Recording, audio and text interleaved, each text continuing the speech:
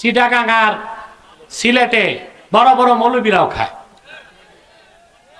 সারা দুনিয়ার আলেমদের ফতোয়া বিড়ি সিগারেট হারাম মাকরু।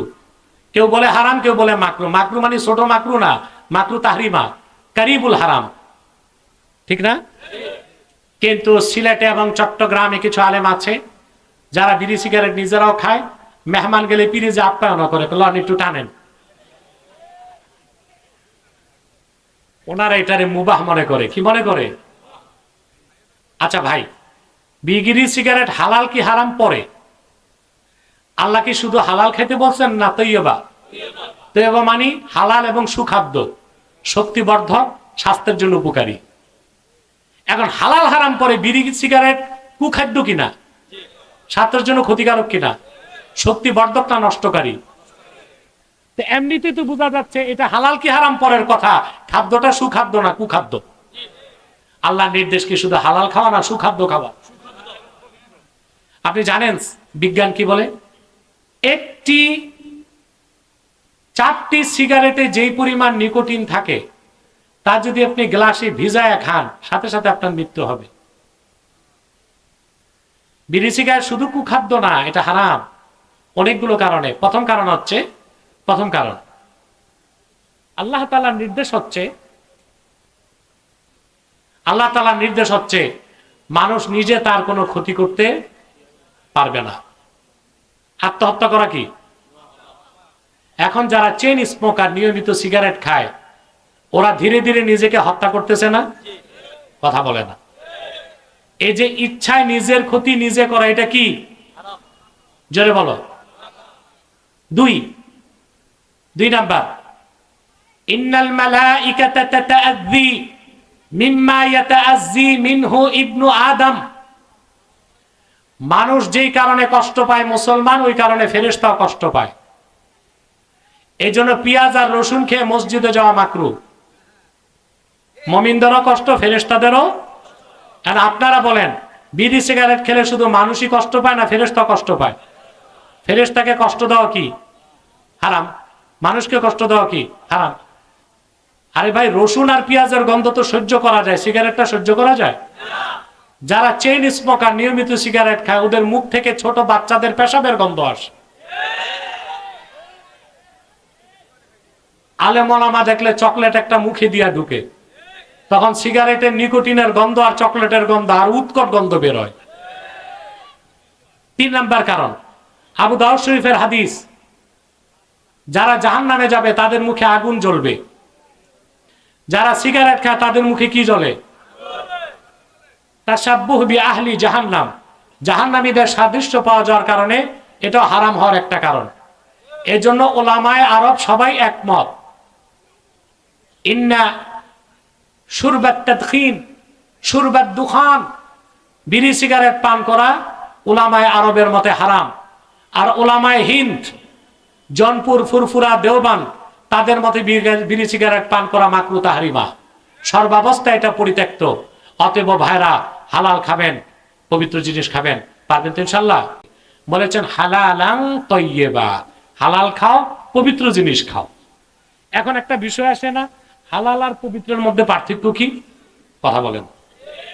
এটা মুহাদ্দিসগণ বলেন, ইন্না বাইলাল হালালি ওয়াত তাইয়্যিব ওয়াজহাল উমুমি ওয়াল খুসুস। হালাল আর তৈয়বের মধ্যে আম ও খাসের সম্পর্ক। প্রত্যেকটা হালাল তৈয়ব নাও হইতে পারে, কিন্তু প্রত্যেকটা তৈয়বই কি হালাল। যেমন আপনার মুখের থুতুটা কি পাক না নাপাক? হালাল। হালাল। আপনার মুখের থুতুটা পাক, পবিত্র, এটা জানতেন না? এটা পবিত্র। কিন্তু এখন মনে করেন আপনি ফ্রিজের মধ্যে এক দলা থুতু দিয়া বন্ধুরে বললেন একটু চাট, বন্ধু ও খাবে। আপনি যদি বলেন সমস্যা কি, হালালই তো, একটু চাটো না। থুতুটা হালাল হলো, তৈয়ব না। আল্লাহ শুধু হালাল খেতে বলেন, বলেছেন হালালান তৈয়বা, হালাল খাও, পবিত্র জিনিস খাও। সুবহানাল্লাহ। এখন কোনটা তৈয়ব? তৈয়ব হবার শর্ত হালাল হইতে হবে কি, কিন্তু প্রত্যেক হালাল তৈয়ব নাও হইতে। এখন কোন হালালটা তৈয়বা, পবিত্র, এটা বুঝতে হবে না? এটা সংজ্ঞা দিব। তাফসীর রুহুল মাআনি প্রথম খণ্ডে মাহমুদ আলুসি রহমতুল্লাহ, আমি যে আয়াত থেকে তাফসীর শোনাচ্ছি, আমি যে আয়াত থেকে তাফসীর শোনাচ্ছি, এই আয়াতের ব্যাখ্যায় তিনি ইমাম শাফির মত তুলে ধরেছেন। ইমাম শাফিঈ রাহমাতুল্লাহ বলেছেন, ওয়াল মুরাদু বিহি মা তাস্তাতিবুহু আশ-শাহওয়াতুন নাশিয়াহ আশ-শাহওয়াতুল মুস্তাকিমাতুন নাশিয়াতু মিন মিজাজিস সহি। একজন সুরুচি সম্পন্ন মানুষের সুস্থ মস্তিষ্ক যে খাদ্যকে ভালো বলবে ওটা তৈয়ব। কথা বলেন। এখন সুরুচিকার যে ইমানদার, তার রুচি পবিত্র, যে ইমানদার তার মাথাও সুস্থ। কাফের মুশরিক যতই স্মার্ট হোক, তার রুচিও ঠিক না, মেজাজও ঠিক। এটা জানেন আপনারা? কথা বলে না। সব পাগল কাফের নাও হইতে পারে, কিন্তু সব কাফিরই পাগল, এটা জানেন? আবার বলছি, সব পাগলেরা কাফের নাও হইতে পারে, কিন্তু সব কাফেরেরাই পাগল।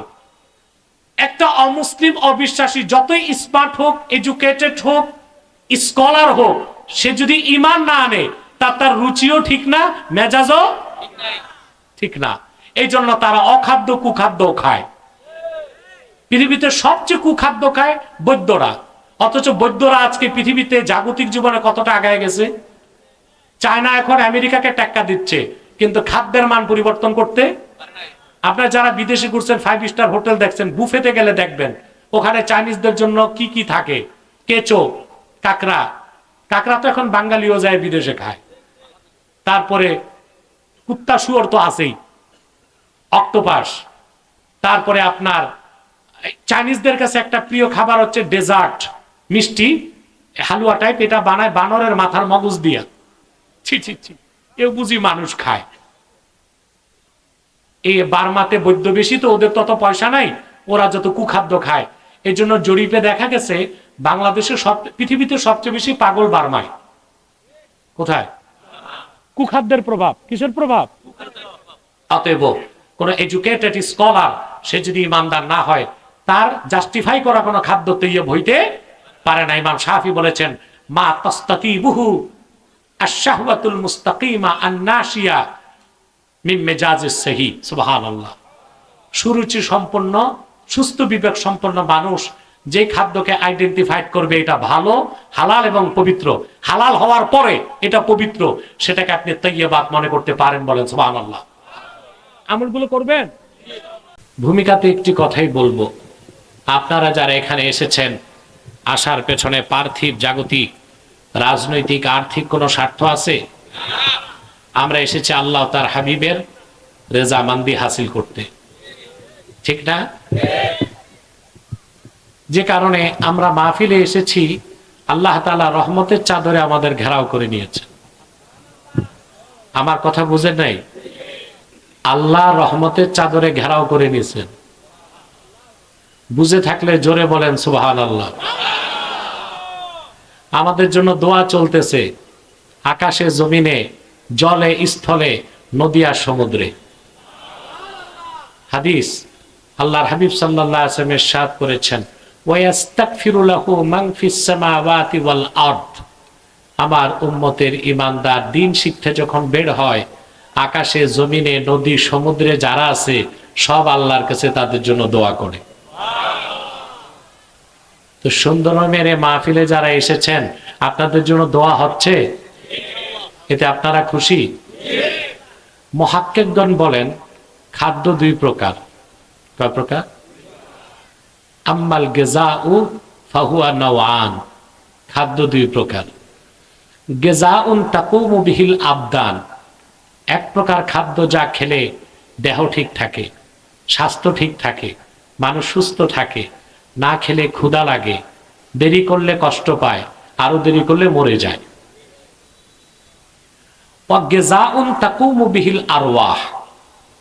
আরেক প্রকার খাদ্য আছে যা খেলে রুহুটা শক্তিশালী হয়। আল্লাহ রাব্বুল আলামিন মানুষের দেহটা সৃষ্টি করেছেন মাটির সারনির্যাস থেকে। সেজন্য দেহের যত খাদ্য আছে সব মাটি থেকে আসে। চাল, ডাল, গম, আটা, ফল ফলাদি, শাক সবজি। কিন্তু রুহুটা এসেছে আসমান থেকে। রুহের খোরাকটাও এসেছে আসমান থেকেই। সুন্দরম কমিটি আপনাদের 3 দিন মাহফিল করে দিছে রুহের খোরাকের জন্য। সুবহানাল্লাহ বলবেন না? কথা বলবেন না কেউ, মাইক চলে না, দূরে চলে না, চলুক না চলুক, একটা মাইক চললো আমি চলবো। শুনতেছেন তো? সুন্দরম কমিটি আপনাদের রুহের খোরাকের ব্যবস্থা করছে কয়দিন? তো ওদের বিনিময়ে কি দিবেন? ওরা কিন্তু কেউ চেয়ারম্যানে দাঁড়ায় নাই, ইলেকশনের নিয়ত নাই, ওরা করছে আপনাদের সেবা। প্রাণ খুলে তাদের জন্য দোয়া করে যাবেন। যতদিন বেঁচে থাকে আল্লাহর জন্য তাদেরকে দ্বীনের সৈনিক হিসেবে কবুল করে নেন। এখন আমরা তো খুশি, বেজার শুধু শয়তান, শয়তানও বেজার, তার চেলা চামুন্ডারও বেজার। শয়তান এখন একটা চেষ্টা করবে মুনাজাতের আগে উঠানো যায় কিনা। মাহফিলটা এসা পর্যন্ত আমি বিদায় নিব, আমারই কথা ছিল মুনাজাতের, প্রতি বছর আমি মুনাজাত করি, বিদায় মুনাজাত। আমি জোর জবরদস্তি চেয়ে নিছি যে আমি আসবো, তবে আমাকে আগে বিদায় দিয়ে দাও। আপনি আবার এশার নামাজ পড়বেন, আবার বসবেন। আমাদের ভাই সভাপতি আয়াজ আহমদ সিদ্দিকী জুবাইরি জনপুরি পীর সাহেব আসবেন, তিনি আপনাদেরকে নিয়ে মুনাজাত করবেন, মুনাজাত করে যাবেন আপনারা। শয়তান উঠাতে পারবে না তো? হাত তুলে দেখান, হাত লম্বা করেন, হাত লম্বা। আল্লাহ কবুল করুক, আল্লাহ মঞ্জুর করুক। আজকে আমরা তেলাওয়াত করেছি সূরা বাকারা থেকে। কোন সূরা বলুন তো? আমার সঙ্গে পড়ুন। আমি অনুরোধ করব যে ভাইরা দাঁড়িয়ে আছেন, এখনো প্যান্ডেলটা ভরে গেছে, একেবারে কোনাতে একটু জায়গা আছে, আপনারা চলে যান। আমি জানি না আপনারা যারা দাঁড়িয়ে আছেন কারা কারা খান বাহাদুর আসানুল্লাহ নাতিপুতি। আল্লাহর হস্তে মাটির মানুষ, মাটির বসে যান, একজনও দাঁড়িয়ে থাকবে না, গেটগুলো ছেড়ে দেন, প্যান্ডেলে বসেন। প্যান্ডেলে বসে ওয়াজ শুনলে যে রহমত, ওটা তো দূরে আর দাঁড়ায় থাকলে হয় না। আসুন, তিলাওয়াতের মাধ্যমে আমি প্রবেশ করছি মূল আলোচনায়। আমার সঙ্গে আপনারা তিলাওয়াত করবেন যেন প্রতিটি শব্দের, প্রতিটি অক্ষরে নূর আল্লাহ তাআলা আমাদের সিনায় বিকশিত করেন। পড়ুন। আউযু বিল্লাহি মিনাশ শাইতানির রাজীম। বিসমিল্লাহির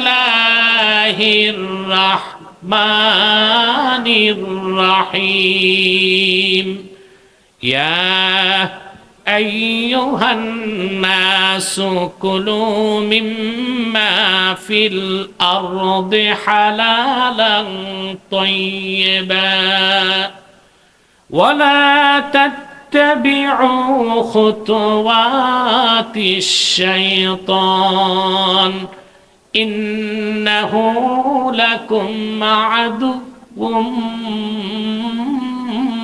মুবিন। আল্লাহ তাআলা তার আখিরি নবী মুহাম্মদ সাল্লাল্লাহু আলাইহি সাল্লামের উপর অবতীর্ণ কোরআন সূরা বাকারায় শুধু মুমিন মুসলিমদেরকে নয়, গোটা মানব জাতিকে লক্ষ্য করে বলেন, ইয়া আইয়ুহান নাস, হে মানব জাতি, কুলু মিম্মা ফিল আরদি হালালান তাইয়্যিবা, এই জমিনে যা কিছু হালাল এবং পবিত্র সেটাই তোমরা খাদ্য হিসেবে গ্রহণ করো। ওয়ালা তাত্তাবিউ খুতুওয়াতিশ শাইতান, শয়তানের পদাঙ্ক সমূহ অনুসরণ করো না। ইন্নাহু লাকুম আদুউম মুবিন, নিশ্চয়ই শয়তান তোমাদের প্রকাশ্য শত্রু। লক্ষণীয় বিষয়, কোরআন শরীফে আল্লাহ যত ইবাদত দিয়েছেন মুমিন মুসলমানকে, হালাল খাওয়া ইবাদত না? যেটা ভাই ঠিক মতো কন। কিন্তু এখানে আল্লাহ মুমিন মুসলিমদেরকে শুধু বলেন নাই, বলেছেন হে মানব জাতি, অর্থাৎ কাফের মুশরিক বেঈমান অবিশ্বাসীদেরকে আল্লাহ বলেছেন হালাল খাও। এটা একটা লক্ষণীয় বিষয় কিনা? কারণ যতক্ষণ বান্দা ঈমান না আনবে তার কোনো আমল কবুল। তো অমুসলিমরা যদি ঈমান না এনে হালাল খায় তাদের লাভ কি? প্রশ্ন আসে তো। কারণ ঈমান ছাড়া কোনো আমল কবুল হবে না। আল্লাহ রাব্বুল আলামিন বলেন, ومن يبتغي غير الإسلام دينا فلن يقبل منه وهو في الآخرة من الخاسرين। আর যে ব্যক্তি মুহাম্মদ সাল্লাল্লাহু আলাইহি সাল্লামের আনিত দ্বীনকে গ্রহণ করবে না, তার নামাজ, তার রোজা, তার হজ, তার যাকাত, তার কোনো আমল আল্লাহর কাছে গৃহীত হবে না, বরং কাল কিয়ামতের দিন সে ক্ষতিগ্রস্তদের কাতারে শামিল হয়ে যাবে। তো যারা কাফের মুশরিক তাদের হালাল খেয়ে লাভ কি? প্রশ্ন আসে না? ঈমান তো নাই, আর যার ঈমান নাই তাদের তো নেক আমল করে কোনো লাভ নাই। প্রশ্নটা জটিল কি না? দেখুন, কাফের মুশরিকরা হালাল খাওয়ার কারণে পরকালে কোনো লাভ পাবে না, তবে দুনিয়াতে তারা সুস্থ থাকবে, ভালো থাকবে। সুবহানাল্লাহ। প্রত্যেকটা হারাম খাদ্যের একটা কুপ্রভাব আছে। বিজ্ঞানীগণ দেখেছেন, প্রতিটা প্রাণী আপনারা যে খান, এটার একটা প্রভাব আপনাদের খাসলতে প্রভাবিত করে। বুঝেন নাই? মনস্তাত্ত্বিক পরিবর্তন আনে। কিসের পরিবর্তন? যেমন ইতর প্রাণীর মধ্যে সবচেয়ে নির্লজ্জ হচ্ছে শূকর। তো শূকরের গোশত যারা খায় ওই মানুষগুলো নির্লজ্জ হয়, বেহায়া হয়। কি হয়? মানুষ ছাড়াও, মানুষ তো আশরাফুল মাখলুকাত, অন্য প্রাণী যেগুলো আছে, হাতি, ঘোড়া, বাঘ, এগুলোর মধ্যে একটা পারিবারিক বন্ধন আছে। একটা বাঘ একটা বাঘিনীর কাছে যায়, কিন্তু শুয়োরের কোনো ফ্যামিলি স্ট্রাকচার নাই, যার তার কাছেই যায়। এটা নির্লজ্জ প্রাণী। এই জন্য যেই অঞ্চলের মানুষগুলো শূকরের গোশত বেশি খায়, ওরা চারিত্রিক দিক দিয়ে নির্লজ্জ হয়। ইউরোপ আমেরিকায় দেখেন, বাবার সামনে মেয়ে ল্যাংটা হয়। কথা বলেন। বোনের সামনে ভাই ল্যাংটা হয়। ওখানে কোনো বিবাহ বন্ধন নাই, যার ফ্রি মিক্সিং, লিভ টুগেদার। ওখানে ছেলে মেয়ে, ভাই বোন, পিতা মেয়ের মধ্যে ফিজিক্যাল রিলেশন হয়। এই অতিরিক্ত শূকরের গোশত খাবার কারণে এই নির্লজ্জতা তাদের চরিত্রের মধ্যে প্রভাব বিস্তার করছে। সাপ, সাপের চরিত্র হচ্ছে খুব দ্রুত সে অ্যাক্টিভিটিস, মাথা নাড়তে পারে। এই জন্য যারা ইউরোপ আমেরিকাতে ড্যান্সার, নাচে, ওরা প্রচুর সাপের গোশত খায়, যেন খুব দ্রুত সময়ে তারা তাদের দেহের অঙ্গভঙ্গিকে পরিবর্তন করতে পারে। এইভাবে প্রতিটা হারাম পশুর বদখাসলত মানুষের চরিত্রে, মেজাজে, মনে প্রভাব বিস্তার করে। এই জন্য আল্লাহ তাআলা শুধু মুসলমান না, কাফেরদেরকেও বলেছেন, হালাল খাও, পবিত্র জিনিস খাও। পরকালে কিছু না পাইলেও দুনিয়াতে চরিত্রটা ঠিক করতে পারবা, স্বাস্থ্য ঠিক থাকবে, মানসিকতা ঠিক থাকবে। বলেন সুবহানাল্লাহ। আমার ভাইয়েরা, কাফের মুশরিক বেঈমান যারা, তাদেরকেও যদি আল্লাহ তাআলা হালাল খাওয়ার কথা বলে, তাহলে মুমিন মুসলিম হিসেবে হালাল খাওয়ার দরকার আমাদের জন্য কত বেশি দরকার। সুবহানাল্লাহ। বর্তমান জমানায়, ফিতনার যুগে, ঈমান ঠিক করার পর, নামাজ পড়ার পর হালাল খাওয়ার চেয়ে বড় কোনো বুজুর্গি নাই। আবার বলি কথাটা, বর্তমান ফিতনার জমানায় ঈমান ঠিক রাখার পর, নামাজ পড়ার পর হালাল খাওয়ার চেয়ে কোনো বুজুর্গি নাই। যে দেখবেন ঈমান ঠিক, নামাজ ঠিক, হালাল খায়, ও সবচেয়ে বড় বুজুর্গ। অপরদিকে আমরা অসংখ্য মানুষ দেখি 40 বছর যাবত নামাজ পড়তেছে, সুদও খায়, ঘুষও খায়, বিচার আচারে গেলে দুই দিক থেকে বাইপাস করে, নামাজও ঠিক, তাহাজ্জুদও ঠিক, দেখা যায় হাজিও আছে, হজও করছে, হাজি নামও আছে, খায় কি না? আমার ভাইরা মনে রেখো, আল্লাহ রাব্বুল আলামিন কোরআন কারীমে ইরশাদ করেছেন, উতলু মা উহিয়া ইলাইকা মিনাল কিতাবি ওয়া আকিমিস সালাহ ইন্নাস সালাতা তানহা আনিল ফাহশাই ওয়াল মুনকার। আল্লাহ বলেছেন, প্রিয় হাবিব মুহাম্মদ সাল্লাল্লাহু আলাইহি ওয়াসাল্লাম, আপনার উপর অবতীর্ণ কোরআন আপনি তিলাওয়াত করে শোনান, নামাজ কায়েম করুন। আপনার উম্মতকে বলে দেন, ইমানদারের সঠিক নামাজ তাদেরকে অবশ্যই হারাম কাজ, গুনার কাজ থেকে রক্ষা করে। কিন্তু আপনি নামাজও পড়তেছেন, সুদ খাচ্ছেন, নামাজ পড়তেছেন, ঘুষ খাচ্ছেন, তাহলে বোঝা যায় আল্লাহর কথা তো চিরসত্য, আপনার নামাজটা হচ্ছে না। নামাজ আদায় হচ্ছে, কপাল ঘষতেছেন ঠিক, কিন্তু নামাজ কবুল। নামাজ আদায় হওয়া এক জিনিস।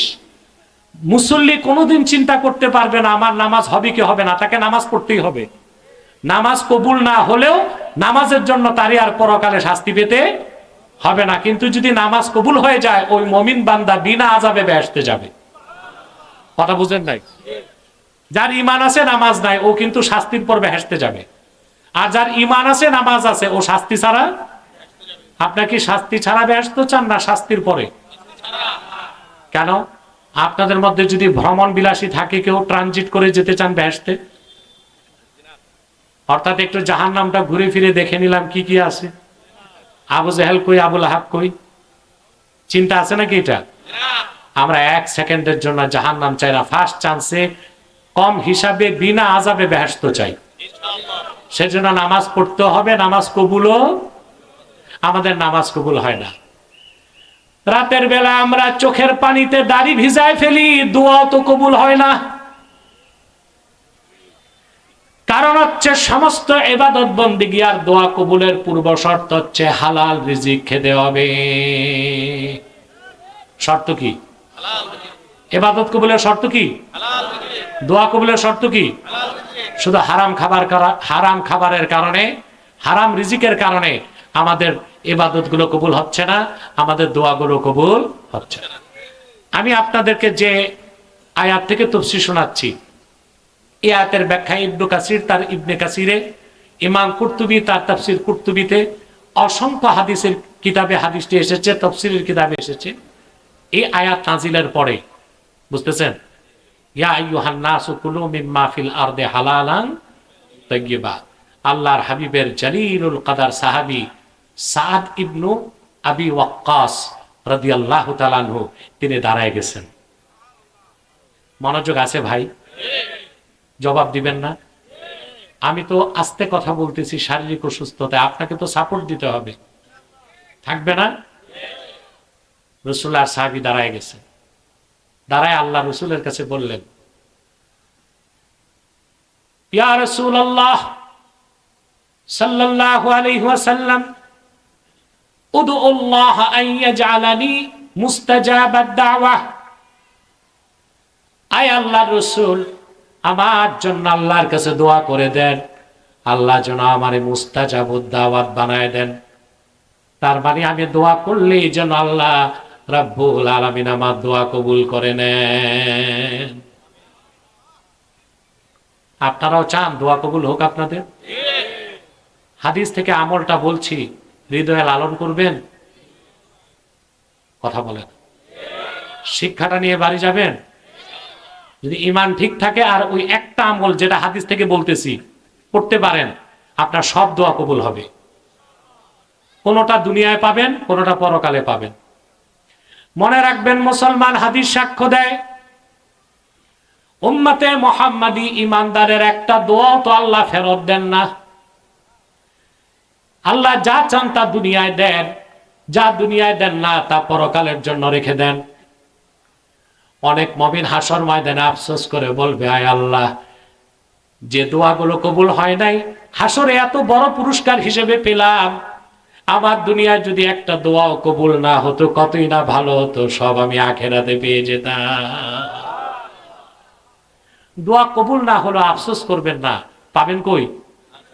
আখিরাতে। কিন্তু দোয়া কবুলই যদি না হয়, দুনিয়াতেও পাবেন না, আখিরাতেও পাবেন না। এখন দোয়া কবুলের শর্তটা কি শুনে রাখেন। সাহাবী দাঁড়িয়ে বললেন, ইয়া রাসূলুল্লাহ সাল্লাল্লাহু আলাইহি সাল্লাম, আমার জন্য দোয়া করুন যেন আল্লাহ আমারে মুস্তাজাবুদ দাওয়াত বানায় দেন, আমি দোয়া করলেই যেন কবুল হয়। আল্লাহর হাবিব বললেন, ইয়া সাআদ আতিব মাতআমাক তাকুন মুস্তাজাবাদ দাওয়াহ। সাদ, শুধু তুমি তোমার রিজিকটারে পবিত্র করো, তুমি মুস্তাজাবুদ দাওয়াত হয়ে যাবা। সুবহানাল্লাহ। কি পবিত্র করো? শুধু শুধু খাদ্যটা পবিত্র করো, তুমি মুস্তাজাবুদ দাওয়াত হয়ে যাবা। সুবহানাল্লাহ। ইবাদত কবুল, দোয়া কবুলের জন্য দুইটা জিনিস খেয়াল রাখবেন, আকলুল হালাল, সিদকুল মাকাল। রিজিকটা পাক করবেন, জবানটা পাক করবেন। আমাদের রিজিকটা পাক পবিত্র না? জবানটাও সারাদিন গীবত করি, শেকায়েত করি, চগলখুরি করি, মিথ্যা বলি, ঠিক কিনা? রিজিকও না পাক, জবানও। যার রিজিক পাক, যার জবান পাক, ও তো শুধু বেহেশত পাবে না, বেহেশতের খাস কামরাগুলো পাবে।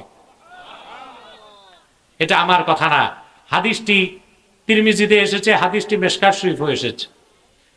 আল্লাহর হাবিব ইরশাদ করেছেন, ইন্না ফিল জান্নাতি গুরাফা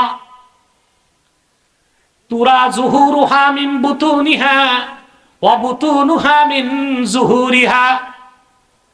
আল্লাহর হাবিব সাল্লাল্লাহু আলাইহি ওয়াসাল্লাম ইরশাদ করেছেন, আল্লাহর জান্নাতের মধ্যে এমন কিছু খাস কামরা আছে যে কামরাগুলোর ভিতর থেকে বাহির দেখা যাবে, বাহির থেকে ভিতর দেখা যাবে। ফাকামা আরাবিয়ুন ফাকালা লিমান হাযিহি ইয়া রাসূলুল্লাহ। এক বেদুইন সাহাবী দাঁড়াইছেন, দাঁড়ায় বলেন, ইয়া রাসূলুল্লাহ সাল্লাল্লাহু আলাইহি ওয়াসাল্লাম, এতদিন তো বেহেশতের কথা শুনছি, বেহেশতের এই খাস কামরা আবার কার জন্য? সুবহানাল্লাহ কইবা না? তোমরা কি ঘুমাও? কে কে ঘুমাও? হাত উঠো।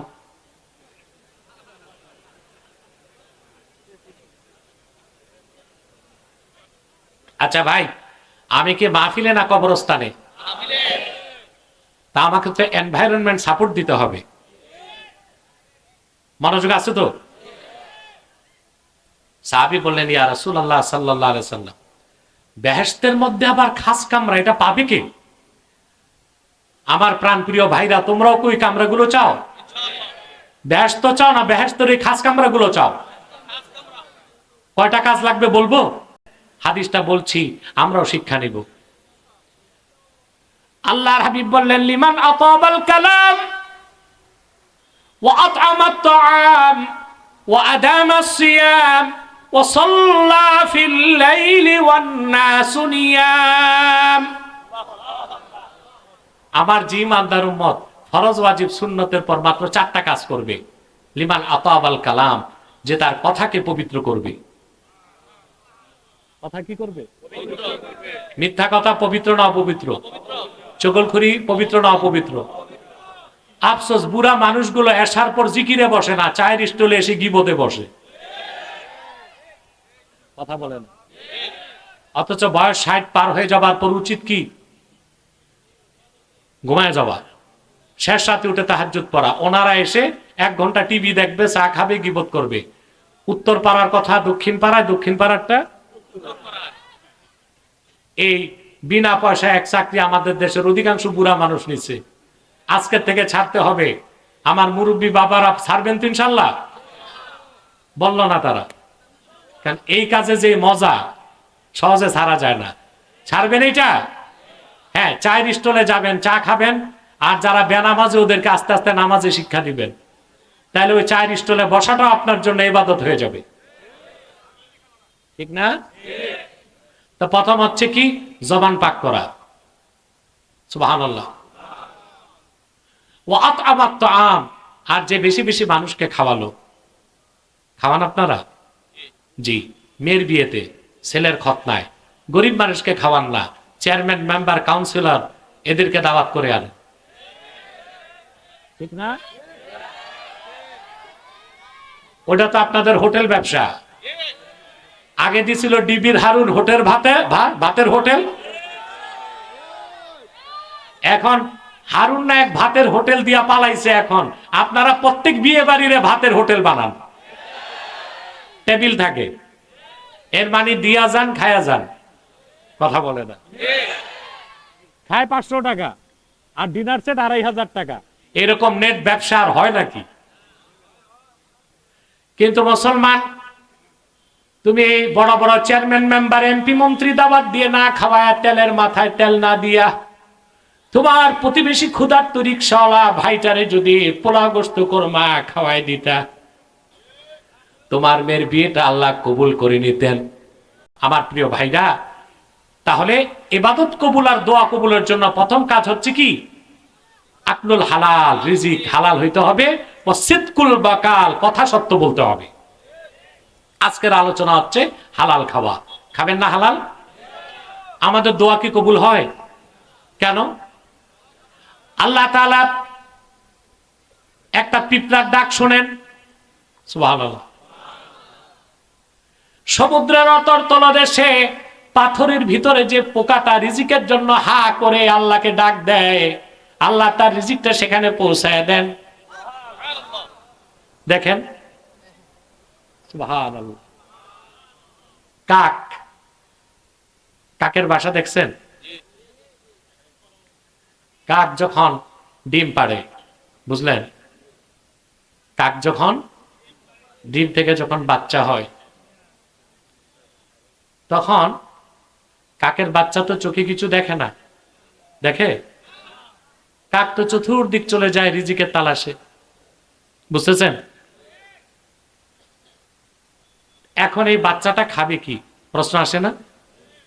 খেয়াল করে না, কাকের বাচ্চা যে ডিম থেকে ফুটলো, ছোট বাচ্চা না, উঠতে পারে, চোখে দেখে?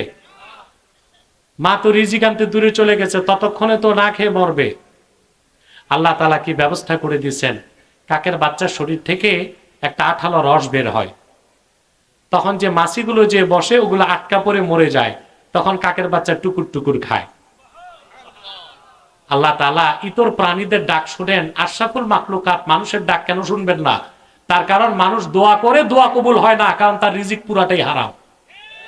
হয় সুদ, নয় ঘুষ, নয় চাঁদাবাজির টাকা, নয় দাগাবাজির টাকা, নয় পরেরটা মেরে খাওয়ার টাকা, ঠিক না? তাহলে ইবাদত কবুলের শর্ত হচ্ছে আপনাকে হালাল খেতে হবে, কি খেতে হবে? হালাল খেলে তাৎক্ষণিক দোয়া কবুল হবে।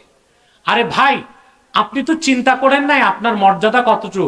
আপনি আল্লাহর আখিরি নবী মুহাম্মদ সাল্লাল্লাহু আলাইহি ওয়াসাল্লামের পেয়ারা উম্মত। আল্লাহ তো অপেক্ষায় আছে আপনি কখন চাইবেন, চাইবেন তিনি নগদ দিবেন, কিন্তু আপনার দোয়া আপনি কবুল করার ক্ষেত্রে প্রতিবন্ধকতা সৃষ্টি করে রেখেছেন, আপনি হারাম খাচ্ছেন। এই জন্য আপনার ইবাদতও কবুল হয় না, দোয়া কবুল হয় না। রাসূল করিম সাল্লাল্লাহু আলাইহি ওয়াসাল্লামের সাহাবীগণ আল্লাহর কাছে চাইতেন, নগদ পাইতেন। সুবহানাল্লাহ বলবেন। আমি আপনাদেরকে বুখারী শরীফ থেকে একটি হাদিস শোনাচ্ছি, সহিহ আল বুখারীতে এসেছে।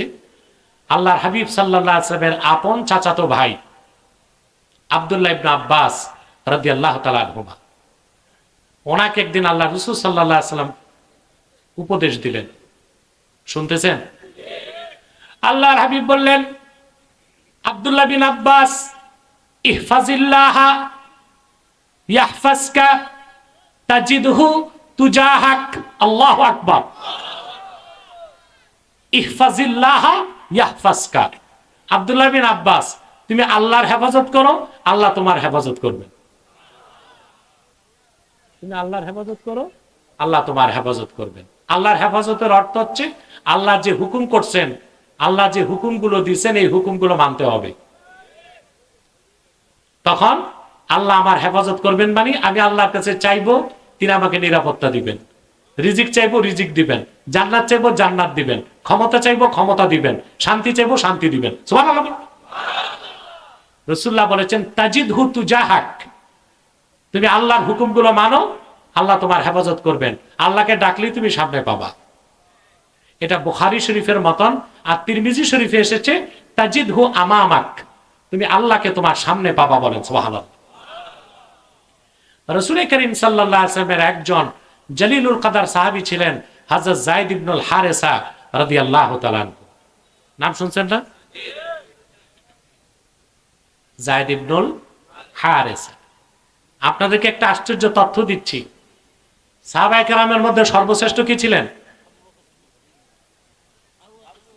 মিয়া, এই ওয়াজ শুনতে শুনতে বুড়া হয়ে গেছেন, এটা জানলেন না? সিদ্দিক আকবর, আবু বকর সিদ্দিক। কিন্তু কোরআন শরীফের কোথাও সরাসরি আবু বকর সিদ্দিকের নাম নাই, যায়েদের নাম আসছে। সুবহানাল্লাহ। হযরত যায়েদ একদিন মক্কা মুকাররমা থেকে তায়েফ যাচ্ছেন, ওনার সঙ্গে ছিল সঙ্গী এক মুনাফিক। কি ছিল? মুনাফিক বুঝেন? এইদিকে আমার দিকে তাকান, আগে মুনাফিকটা বুঝেন। আমাদের দেশে এখন বাংলাদেশের প্রিন্সিপাল ক্রাইসিস অফ বাংলাদেশ মুনাফিক। বাংলাদেশে এখন সবচেয়ে বড় সমস্যা হচ্ছে মুনাফিক সমস্যা, ঠিক না? মুনাফিক দুই প্রকার। কয় প্রকার?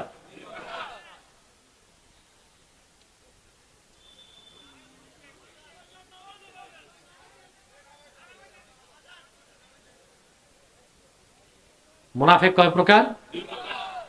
এক প্রকার হচ্ছে কাফের মুনাফিক। সে কে?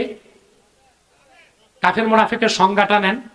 আম্মাল মুনাফিকুল কাফির আল্লাযী আযহারাল ইসলামা ওয়া আবতানাল কুফরা, যে ব্যক্তি অন্তরে কুফরি বাইরে দেখায় মুসলমান, সে হচ্ছে কাফের মুনাফিক। সে কি? তাদের ব্যাপারে আল্লাহ বলেছেন ইন্নাল মুনাফিকিনা ফিদ দারকিল আসফালি মিনান নার, ওই কাফের মুনাফিকরা জাহান্নামে সবচেয়ে নিম্ন স্তরে থাকবে। আরেক প্রকার মুনাফিক আছে যারা মুসলমান মুমিন কিন্তু চরিত্রটা মুনাফিকের, এটা হচ্ছে ফাসেক মুনাফিক। এটা কি? আমাদের দেশে কোন ধরনের মুনাফিক বেশি? এই যে বুঝে গেছেন আপনারা। অর্থাৎ ব্যক্তি মুমিন মুসলিম কিন্তু চরিত্রটা কাদের মতো? চারটা খাসলত তার মধ্যে পাওয়া যায়। কয়টা?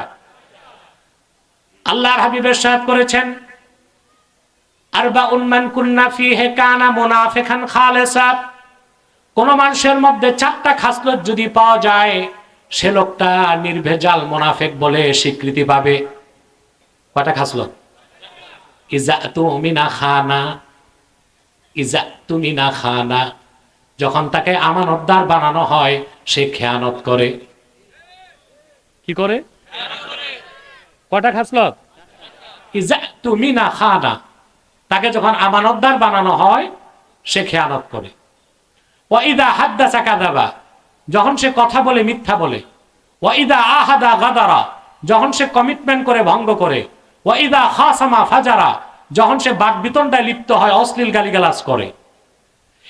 আল্লাহর হাবিব সাল্লাল্লাহু আলাইহি ওয়াসাল্লাম বলেছেন এই চারটা খাসলতের একটাও যদি কারো মধ্যে থাকে সে মুনাফিক মনে করা হবে, তার মধ্যে মুনাফিকের খাসলত রয়ে গেছে। হাত্তা ইয়াদা আহা, যতক্ষণ সে খাসলতটা বাদ না দেয়। এখন চারটা মুনাফিকের খাসলত যার মধ্যে আছে সে যদি মুসলমানও হয় তার পরিচয় কি? কি মুনাফিক? ফাসেক মুনাফিক, কাফের মুনাফিক না। আমাদের দেশে চারটা খাসলত পূর্ণ মাত্রায় আছে। এই মুনাফিক যদি খুঁজে পান এটা রাজনীতিবিদদের মধ্যে পাওয়া যায়। সব রাজনীতিবিদ না, ইল্লা মাশাআল্লাহ, আল্লাহ যাদের বাঁচাইছেন তারা ছাড়া অধিকাংশ রাজনীতিবিদ এই জাতির সাথে যুগে যুগে মুনাফিকি করে আসছে। তাদেরকে যখন আমানতদার বানানো হয় তারা খেয়ানত করে। শপথ বাক্য পাঠের সময় তারা আমানতদার হয়। দেশের সম্পদ তছরূপ করব না, চুরি করব না, পাচার করব না, দেশের স্বার্থ রক্ষা করব। ক্ষমতায় গেলে দেখা যায় আমার দেশের মানুষের রক্ত পানি করা ঘামের পয়সা বেগম পাড়ায় পাচার করে। যে যেখানে পারে লুটপাট করে পাচার করে। এরা কি আমানতদার না খেয়ানতকারী? ওয়া ইদা হাদ্দাসা কাযাবা, যখন কথা বলে মিথ্যা বলে। ওই যে আমাদের নারায়ণগঞ্জে ছিল কুলাঙ্গারটা, বলতো ৭২ রাকাত নামাজ পড়তো।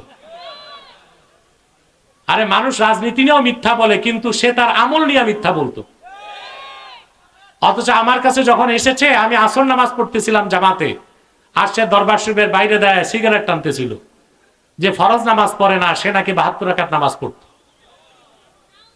এই নেতাগুলো স্টেজে উঠলে দেখবেন বলবে ভাই সব বাল বাচ্চা স্ত্রী পরিজন সব বাদ দিয়ে আপনাদের জনসেবায় আছি। জনসেবা করে না পেট সেবা করে। তো কথা বলে মিথ্যা বলে, কথা বলে। ওয়া ইদা আহাদা গাদার, যখন ওয়াদা করে জনগণের সাথে পাশ করার পর ভঙ্গ করে। নির্বাচনের আগে আপনাদেরকে রং বেরঙ্গের কথা শোনাবে, ভাই সব আমাকে নির্বাচিত করুন, আপনাদের পুকুরগুলো মাছে ভরে দিব, গোলাগুলো ধানে, 3 বেলা আপনাদেরকে সোনার চামচে রূপার বাটিতে দুধ ভাত খাওয়াবো। নির্বাচনের পরে দেখা যায় ছাই ভাতও নাই, ওয়াদা খেলাফ করে। 4 নাম্বার ওয়া ইদা খাসামা ফাজার, যখন তারা বিতর্কে লিপ্ত হয় অশ্লীল গালিগালাজ করে। এমপিরা যে কি রকম গালি জানে সংসদ অধিবেশনে আমরা দেখতে পাই। এক দলের এমপি আরেক দলের এমপির 14 গোষ্ঠী উদ্ধার করে। তাহলে শুনতে কষ্ট লাগলেও এটাই তো সত্য, অধিক সংখ্যক রাজনীতিবিদ মুনাফিক কিনা? এরা হচ্ছে ফাসেক মুনাফিক। আর যার ভিতরে ইসলাম নাই বাইরে ইসলাম দেখায় ওটা হচ্ছে নিকৃষ্ট কাফের মুনাফিক। যায়েদ রাদিয়াল্লাহু তাআলা আনহুর সঙ্গী ছিল কি? মুনাফিক। কোন প্রকার মুনাফিক? কাফের মুনাফিক। বুঝাইতে পারলাম? ওনারা সফর করে তায়েফ চলে গেছেন। তায়েফ যে হযরত যায়েদ রাদিয়াল্লাহু তাআলা আনহু ক্লান্ত দেহ নিয়ে ঘুমিয়ে পড়েছেন। মুনাফিকটা এসে ওনার হাত পা বেঁধে তরবারি খুলে ফেলছে।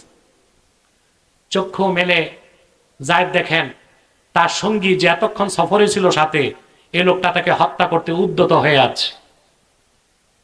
যায়েদ বললেন, ভাই তুমি না আমার সফর সঙ্গী, আমাকে মারবা কেন? বললো, আসলে তোমরা যে মুনাফেক বলো না, আমি ওই মুনাফেক। তুমি মুসলমান মনে করতে, আসলে আমি কখনোই মুসলমান হই নাই। বলে, ঠিক আছে ভাই, তা আমারে মারবা কেন? আমার সাথে তো তোমার দুশ্মনী নেই। মুনাফেকটা কি জবাব দিছে শোনেন। মুনাফিকটা বলল, লি আন্নী আ'লামু আন্না মুহাম্মাদান সাল্লাল্লাহু আলাইহি ওয়াসাল্লাম ইউহিব্বুকা ওয়া আনা উবগিদুহু, কারণ আমি জানি আল্লাহর হাবিব তোমাকে স্নেহ করেন আর আমি আল্লাহর হাবিবের সাথে দুশমনি রাখি। তোমারে যদি হত্যা করি আল্লাহর হাবিব কষ্ট পাবেন, এটাই আমার স্বার্থ, আর কোনো স্বার্থ নাই। ইমাম রাজি তাফসীর কাবীরে লেখেন, হযরত যায়েদ দেখলেন মৃত্যু তার পাশে, সাহায্য করার কেউ নাই আশেপাশে।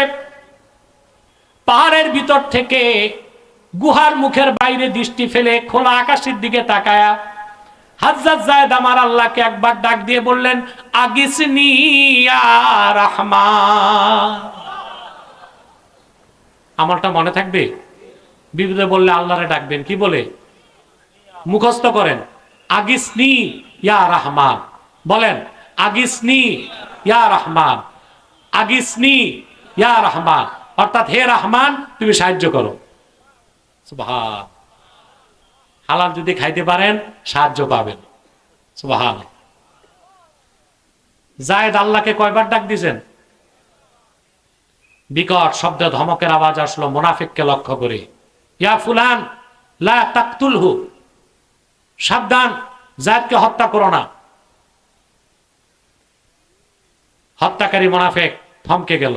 এই ধমক দিল কে? আবার সে উদ্যত হলো, দ্বিতীয় ধমক, তাকে হত্যা করো না। আবার সে উদ্যত হলো, তৃতীয় ধমক, তাকে হত্যা করো না। তৃতীয়বার বিচলিত হয়ে মুনাফিক তরবারি নিয়ে গুহার বাইরে যেয়ে দেখে এক সুদর্শন ঘোড়ার উপর এক সুদর্শন যুবক বসে আছে। মাথায় সবুজ পাগড়ি, শরীরে সবুজ জুব্বা, হাতে ধারালো তরবারি। ঘোড়া থেকে নেমে এই যুবকটি মুনাফিকের এক হাতে বাম স্কন্ধ ধরল, আর এক হাতে তার গর্দানটা ছিন্ন করে দিল। ভিতরে ঢুকে হযরত যায়েদের হাত পায়ের বাঁধন খুলে দিল। উচ্ছ্বসিত হয়ে হযরত যায়েদ দাঁড়িয়ে গেলেন। যুবকটি তাকে আলিঙ্গন করে কপালে চুমা দিল। হযরত যায়েদ বললেন, ভাই তোমার পরিচয় কি? সুদর্শন যুবকটি বলল, যায়েদ আমি আল্লাহর ফেরেশতা জিবরিল আমিন। বিপদের চরম মুহূর্তে মৃত্যু থেকে বাঁচার জন্য তুমি যখন আল্লাহকে ডাক দিয়েছ, আগিসনি ইয়া রাহমান, হে রাহমান আমারে সাহায্য করো, আমি ছিলাম সিদরাতুল মুনতাহায়। আল্লাহ আমাকে ডাক দিয়া বললেন, আদরিক আবদি ইয়া জিবরিল, ও জিবরিল আর দেরি করো না, আবার হাবিবের স্নেহের সাহাবী যায়েদের সাহায্যে চলে যাও। জিবরিল বলেন, আমি সিদরাতুল মুনতাহা থেকে আসতে আসতে আপনি নিহত হয়ে যাবেন, সেই জন্য প্রথম ধমক দিছি তখন যখন আমি সিদরাতুল মুনতাহায়, দ্বিতীয় ধমক দিছি তখন যখন আমি প্রথম আকাশে, তৃতীয় ধমক যখন দিলাম তখন আমি তায়েফের মাটিতে। রাসূল করিম সাল্লাল্লাহু আলাইহি সাল্লামের সুমহান সাহাবীগণ আল্লাহকে ডাকলেই আল্লাহ সাহায্য পাইতেন। আল্লাহর হাবিব আমার নবীজি মুহাম্মদ সাল্লাল্লাহু আলাইহি সাল্লামের সাহাবীদের দোয়া আল্লাহ যেমন কবুল করতেন, কিয়ামত পর্যন্ত ওনার উম্মতের ঈমানদারদের দোয়াও কবুল করবেন। আল্লাহ ওয়াদা করেছেন ইবাদত কবুল করবেন। কবুলের শর্ত হলো কুলু মিম্মা ফিল আরদে হালালান তাইয়্যিবা, হালাল খেতে হবে। বলেন সুবহানাল্লাহ। খাবেন হালাল? এখন আসেন, বসছি প্রায় 45 মিনিট চলে গেছে, আর 15 মিনিট কষ্ট দিব। কষ্ট করবেন? আর তো পারবো না, আজকে খুবই শারীরিকভাবে অসুস্থ, আমি একটা পর্যায়ে যে আপনাদের ছেড়ে দিচ্ছি, নামাজ পড়ে আবার বসে যাবেন, ধারাবাহিক মাহফিল চলবে ইনশাআল্লাহ। কথা শুনতেছেন তো? এবার চলে যাচ্ছি দ্বিতীয় পর্বে। হালাল যদি খেতে চান, হালাল কামাই করতে হবে। কথা বলেন। কামাই করবেন সুদ আর ঘুষ, খাইতে চাইবেন হালাল, এটা অরণ্যে রোদন না? কথা বলেন। অরণ্যে এটার কোনো লাভ আছে? শরীয়তের একটা নিয়ম আছে, হালাল খাওয়া তো ফরজ। হালাল খাওয়া কি? বলেন তো, নামাজের পর সবচেয়ে বড় ফরজ কি? আল্লাহর হাবিব ইরশাদ করেছেন, আকলুল হালালে ফরিদাতুন বাদাল ফরিদাহ। নামাজ ফরজের পর সবচেয়ে বড় ফরজ হচ্ছে হালাল খাওয়া। সুবহানাল্লাহ। আপনি নামাজ পড়লেন আর রাতে তাহাজ্জুদ পড়লেন, মাঝখানে হারাম খেলেন, লাভ হইল কি? আপনার নামাজের পর সবচেয়ে বড় ফরজ কাজ কি? হালাল খাওয়া, ঠিক না? প্রিয় ভাইরা, শরীয়তের নিয়ম হচ্ছে মা ইউবজি ইলাল ফারজে ফাহুয়া ফারজুন। ফরজের জন্য যেটা দরকার ওইটাও ফরজ। নামাজ পড়া কি? ওযু করা কি? ওযুর পানি তালাশ করা কি? কথা বলেন। শরীয়তের নিয়ম হচ্ছে, আপনি যদি কোনো মরুভূমিতে যান বা জঙ্গলে, যেখানে নামাজ পড়বেন পানি নাই, 1 মাইল জায়গায় আপনারে পানি খুঁজতে হবে। এটা জানেন? কোথাও যে বিপদে পড়ছেন, ওযুর পানি নাই, তায়াম্মুম করতে হবে না? তৎক্ষণাৎ তায়াম্মুম করা যাবে না, 1 মাইল জায়গায় পানি আছে কিনা খুঁজতে হবে। 1 মাইল জায়গায় যদি নিশ্চিত হন পানির কোনো সম্ভাবনা নাই, তায়াম্মুম করতে পারবেন। প্লেনের হিসাবটা ভিন্ন। আপনি প্লেন উপরে উঠে গেছে, ওযুর পানি নাই, আপনি যদি এখন ঢাকা থেকে চিটাং যাবেন, পাইলটকে বলেন একটু চান্দিনা নামান, আমি ওযু করে আনি, শুনবে? তখন আপনি মাটির গোলা থাকলে তায়াম্মুম করলে চলবে। কিন্তু আপনি যদি ল্যান্ডে থাকেন, কোথায়? আপনাকে পানি খুঁজতে হবে কতটুক জায়গা? তাইলে নামাজ পড়া কি? কথা বলেন। ওযু করা কি? ওযুর পানি খোঁজা কি? হালাল খাওয়া কি? হালাল কামাই করা কি? নামাজ ফরজের পর সবচেয়ে বড় ফরজ কি?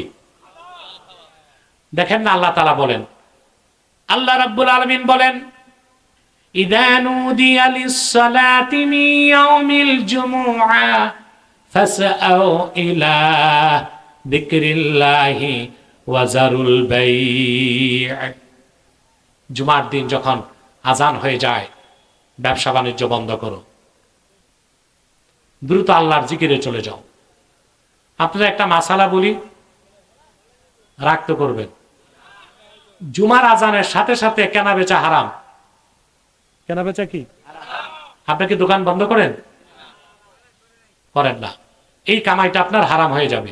আপনি হাজি, আপনি গাজী, আপনি নামাজি, কিন্তু আজানের পর জুমার নামাজের আগ পর্যন্ত যে কামাই রোজগার করলেন, ওটা হালাল ব্যবসাটা আপনি হারাম বানাই দিলেন। কারণ আল্লাহর নির্দেশ কি? আজানের পর ক্লোজ। আপনার দেখা যায় জুমার দিন আজান হয়ে গেছে, পুকুরে মাছ ধরতেছেন, চার স্টলে আড্ডা দিচ্ছেন, কিংবা নাপিতের দোকানে যেয়ে চুল কাটতেছেন, কেনা বেচা করছেন। এই সব কাজ নাজায়েজ। জুমার দিন আজানের পর সোজা আপনাকে মসজিদে যেতে হবে। এরপর আল্লাহ কি বলে দিয়েছেন? জুমার পর আপনি মাগরিব পর্যন্ত বসে তাসবিহ পড়তে হবে নাকি? ফাইদা কুদিয়াতিস সালাতু ফান্তাশিরু ফিল আরদ ওয়াবতাগু মিন ফাদলিল্লাহ। নামাজ যখন হয়ে যায়, জমিনে ছড়ায় পড়ো। যার ফ্যাক্টরি আছে ফ্যাক্টরিতে যাও, যার ক্ষেত আছে খেতে যাও, যার দোকান আছে দোকান খোলো। সুবহানাল্লাহ বলে। তাহলে নামাজের পর সবচেয়ে বড় ফরজ কি? হালাল কামাই। সুবহানাল্লাহ। করবেন হালাল কামাই। হালাল খেতে হলে হালাল কামাই করতে হবে। এই হালালের সম্পূর্ণ বিপরীত হচ্ছে হারাম। তার মধ্যে সবচেয়ে জঘন্য হচ্ছে সুদ এবং ঘুষ। যে কোনো হারাম খাদ্য আপনার পেটে যাবে, 40 দিন দোয়া কবুল ক্লোজ হয়ে যাবে। আল্লাহর হাবিব ইরশাদ করেছেন, মান দাখালা ফি বাতনিহি লুকমাতু হারামিন লা ইউস্তাজাবু দুআউহু 40 ইয়াওমা। এক লোকমা সুদের খানা, ঘুষের খানা, দাগাবাজি, চাঁদাবাজি, টেন্ডারবাজি, পরেরটা মেরে খাওয়ার টাকা যদি এক লোকমাও হয়, পেটে ঢুকার সঙ্গে সঙ্গে 40 দিন ইবাদত আর দোয়া কবুল হবে না। কয় লোকমা? দেখান তো এক লোকমা কতটুকু। না, আপনার বাঙালি কোদালের মতো খান তো 5 আঙ্গুলে, এই জন্য বলছেন এটা লোকমা। 3 আঙ্গুলে ধরলে ওটা লোকমা। এই 3 আঙ্গুল পরিমাণ হারাম খাদ্য, সুদ, ঘুষ, হারাম, টেন্ডারবাজি, দাগাবাজি, এতিমের টাকা, পরেরটা মেরে খাওয়ার টাকা, পরের সম্পদ লুণ্ঠন করার টাকা পেটে ঢুকলে 40 দিন আপনার দোয়া মোনাজাত কবুল হবে না। আপনি হালাল টাকা 10 টাকা যদি মসজিদ মাদ্রাসায় দেন, এটা কবুল হবে। হারাম যদি 10 কোটিও দেন, কবুল হবে না। কবুল তো হবেই না, বরং ঈমান নষ্ট হবে। এটা জানেন? হারাম টাকা দিনের পথে খরচ করে সওয়াবের আশা করার সাথে সাথে ঈমান নষ্ট হয়ে যায়। আল্লাহর হাবিব ইরশাদ করেছেন, তিরমিজির প্রথম হাদিস, সুনান তিরমিজি প্রথম পৃষ্ঠার প্রথম হাদিস, আল্লাহর হাবিব ইরশাদ করেছেন, লা তুকবালু সালাতুন বিগাইরি তুহুর ওয়ালা সাদাকাতুম মিন গুলুল। পবিত্রতা অর্জন ছাড়া নামাজ কবুল হতে পারে না। হারাম টাকা যাকাত দিলে, সদকা দিলে, দিনের পথে খরচ করলে তাও কবুল হতে পারে না। এখন প্রশ্ন আসে, হারাম মাল আমি দিনের পথে দিলাম, আল্লাহ কবুল করবেন না, ওইটা আল্লাহর ইখতিয়ার, কিন্তু আমি কাফের হব কেন? প্রশ্ন আসে না? বিষয়টা হচ্ছে, তিরমিজি শরীফের হাদিসে এসেছে, রাসূল করিম সাল্লাল্লাহু আলাইহি ওয়াসাল্লাম ইরশাদ করেছেন, ইন্নাল্লাহা তাইয়্যিবুন লা ইয়াকবালু ইল্লা তাইয়্যিবা। আল্লাহ হচ্ছেন মহাপবিত্র, পবিত্র ছাড়া কিছু দিলে তিনি গ্রহণ করে না। এখন যে ব্যক্তি হারাম টাকা দিনের পথে খরচ করে সওয়াবের আশা করলো, সে তো মেনে নিল, সে তো এটাই ধারণা রাখলো তার হারাম টাকাটা গ্রহণ করা হয়েছে। এই ধারণার কারণে তার ঈমানটা নষ্ট হয়ে যাবে। গ্রাম দেশে, অধিকাংশ গ্রাম দেশে দেখি যুবকরা মসজিদ বানাবে, ঢাকা থেকে শিল্পপতি দাওয়াত করে। শিল্পপতি এসে 1 কোটি টাকা দিয়ে গেছে, মরমর পাথরের মসজিদ বানাইছে, কিন্তু দেখা যায় শিল্পপতির টাকা আগা করে ঋণ খেলাপি, সুদের টাকা। যুবকেরা বলে যায়, সুদখোর ঘুষখোরের কোটি টাকা দিয়া মরমর পাথরের মসজিদ বানাবা, ওখানে তুমি নামাজ পড়লে নামাজ আদায় হবে, কবুল তো হবে না। কিন্তু এলাকার মেহনতি জনতা রক্ত পানি করা ঘামের পয়সা দিয়া যদি খেজুর পাতার ছাউনির মসজিদ বানাও, আমার আল্লাহকে নামাজে একটা সাজদা করো, তার দাম 7 আকাশের চেয়ে বেশি হয়ে যাবে। হালালের মূল্যটাই ভিন্ন। অতএব আল্লাহ নির্দেশ, কুলু মিম্মা ফিল আরদে হালালান তাইয়্যিবা, যা কিছু হালাল সেটা গ্রহণ করো। এখন একটা তাত্ত্বিক ব্যাখ্যা আসবে, বলবো? আল্লাহ শুধু হালাল খাইতে বলেন নাই।